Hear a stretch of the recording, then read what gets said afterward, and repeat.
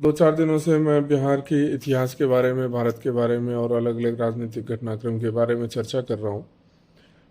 पिछले एक दो दिनों में कुछ लोगों ने मुझसे ये सवाल किया है कि क्या ज़रूरी है आपको वर्तमान बिहार के बारे में बात करना, या ज़रूरी है आपको इतिहास के बारे में बात करना, और दूसरी तरफ आप राजनीतिक रूप के बारे में भी बात कर रहे हैं। तो मैं सबसे पहले तो उन सबका धन्यवाद देना चाहता हूँ। मैं आशुतोष झा फिर से आपसे मुखातिब हुआ हूँ थोड़ी देर के लिए। काम कर रहा हूँ, इतिहास के ऊपर भी काम कर रहा हूँ और मैं राजनीतिक घटनाक्रम के ऊपर भी काम कर रहा हूँ, और दोनों ही चीज़ों को मैं अवश्य पेश करूँगा आपके सामने एक एक करके।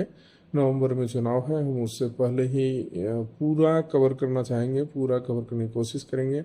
हमारा उद्देश्य है दो तरफ से समझने की। एक तो ये कि बिहार का इतिहास क्या था, मगध साम्राज्य कैसे थे, मुगल ने किस तरह से मगध साम्राज्य का अंत किया, मगध साम्राज्य और मुगल के बीच में जो मजबूत शासक थे वो किस तरह से कमज़ोर हुए, अलग अलग क्षेत्रीय राजाओं का उदय हुआ और उनके बाद बदलाव वहाँ पे होता, इसके बारे में बात करेंगे। फिर अंग्रेज़ के शासक वहाँ पे आए, फिर अंग्रेज़ के जाने के बाद आज़ादी हुई, तो जब राजनीतिक रूप से लोकतंत्र का स्थापना हुआ और राजनीतिक रूप से शुरुआत हुआ, बिहार इतना बड़ा था वो किस तरह से सिकुड़ता चला गया, वो किस तरह से छोटा होता चला गया। बिहार में इतने खनिज थे, इतने धनी था बिहार, क्योंकि वहाँ पे सारे पढ़े लिखे विद्वान भी थे, हर तरह के कर्मठ लोग हैं वहाँ पे, और इतने धनी होने के बावजूद वो जगह पीछे होता चला गया।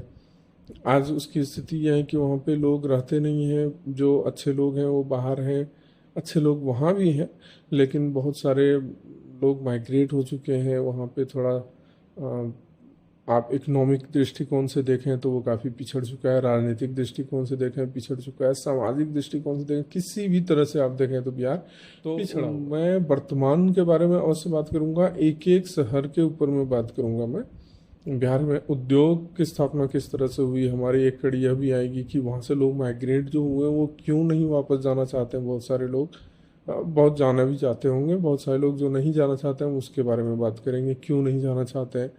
हम इतिहास के बारे में इसलिए बात करना चाहते हैं कि हमें समझ में आया है कि इतनी अच्छी जगह किस तरह से खराब होता है, किस तरह से बर्बाद हो जाता है, और फिर से उसके सुधार के लिए, बदलाव के लिए हमें क्या करना चाहिए। हम वर्तमान स्थिति के बारे में भी अवश्य चर्चा करेंगे ताकि हमें वर्तमान के बारे में पता रहे कि वहाँ किस तरह से उदय हो रहा है, कि किस तरह के लोग हैं वहाँ पे। आपको अपनी बुद्धि समझ का सभी को उपयोग करके ही निर्णय लेना है। हम तो सिर्फ एक यूं कह सकते हैं कि एक जानकारी प्रदान कर रहे हैं, जानकारी आप तक पहुंचाने की कोशिश कर रहे हैं। आप खुद सभी समझते हैं, हर किसी को हर कुछ सब कुछ पता है, उसके बावजूद मैं एक सामने से प्रत्यक्ष तौर पे एक झलकी दिखलाना चाहता हूँ हर चीज़ के बारे में। जो नए युवा हैं उनको भी दिखलाना चाहता हूँ कि जो आप देखिए आपका बिहार क्या था, क्या है, किस तरह से बदलाव हो गया है और आपको क्या बनाना है, और आज भी कितनी सारी अपॉर्चुनिटीज़ वहाँ पे हैं, किस तरह से बदलाव किया जा सकता है। मैं किसी भी व्यक्ति विशेष का यहाँ से समर्थन नहीं करता हूँ, मैं सिर्फ सच्चाई की बात करना चाहता हूँ, सच्चाई से मैं आगे आना चाहता हूँ। हम अगली कड़ी बहुत जल्द पेश करेंगे जिसमें मैं ये बताना चाहूँगा कि किस तरह से मगध साम्राज्य जो इतनी शक्तिशाली था, जो उसका पतन कैसे हो गया, और किस तरह से क्षेत्रीय राजाओं का उदय हुआ, और फिर मुगल ने किस तरह से सब राज किया और सब चीज़ एक एक करके ख़त्म कर दिया।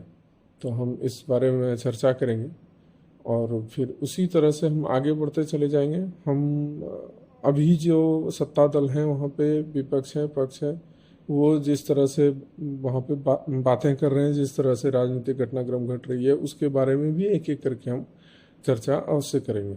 प्रत्येक क्षेत्र के बारे में हम धीरे धीरे बात करेंगे। नवंबर उसमें चुनाव होने से पहले हम इस पूरी कड़ी को समझेंगे बहुत ही विस्तार से। अभी के लिए इतना ही, फिर से हम मिलेंगे।